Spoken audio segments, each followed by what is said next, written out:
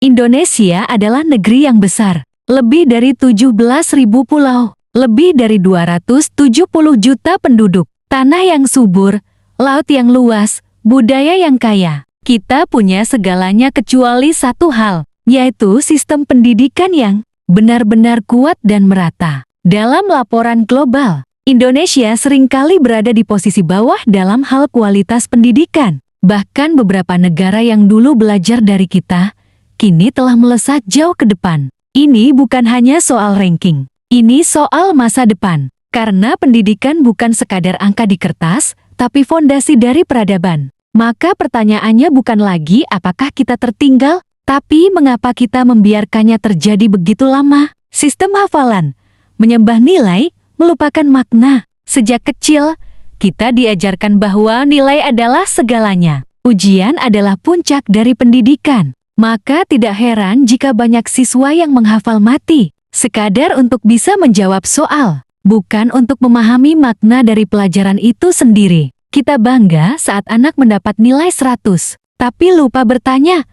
apakah dia benar-benar mengerti? Apakah dia bisa menghubungkan pelajaran itu dengan hidupnya, dengan masalah di sekitarnya? Inilah salah satu akar dari pendidikan yang tertinggal. Kita menilai keberhasilan bukan dari kedalaman berpikir, tapi dari kecepatan menjawab soal. Kita tidak membentuk manusia berpikir, tapi robot yang pandai mengikuti perintah. Kurikulum padat tapi tidak membumi. Setiap tahun, kurikulum berubah, tapi esensinya tetap sama. Terlalu banyak materi, terlalu sedikit relevansi. Anak-anak dipaksa menguasai begitu banyak mata pelajaran, tanpa sempat mendalaminya, apalagi menyukainya. Mereka belajar tentang hukum Newton, tapi tidak pernah menyentuh eksperimen. Mereka belajar tentang koperasi, tapi tak pernah diajarkan cara mengelola uang. Mereka diajari teori demokrasi, tapi tak pernah diberi ruang untuk berpendapat. Kurikulum kita mencetak seragam, seolah semua anak harus bisa semuanya. Padahal, setiap anak itu unik, punya bakat dan jalan hidup yang berbeda. Tapi sistem ini masih memaksa semua ikan untuk bisa memanjat pohon. Ketimpangan kualitas guru, pahlawan tanpa senjata. Tidak ada pendidikan yang hebat tanpa guru yang berkualitas. Tapi di Indonesia, guru adalah pahlawan yang sering dilupakan. Di kota besar, mungkin kita temui guru yang berpengalaman dan semangat. Tapi di pelosok, banyak guru yang digaji kecil, tanpa pelatihan. Bahkan harus merangkap jati petani atau buruh untuk bertahan hidup. Bagaimana mereka bisa mendidik dengan sepenuh hati? Kalau mereka sendiri tidak dipedulikan, bagaimana kita bisa menuntut kualitas jika mereka tidak diberi fasilitas? Guru seharusnya menjadi tiang utama pendidikan, bukan sekadar pelaksana kurikulum. Tapi realita hari ini, banyak guru justru kehilangan semangat karena sistem yang tidak berpihak pada mereka.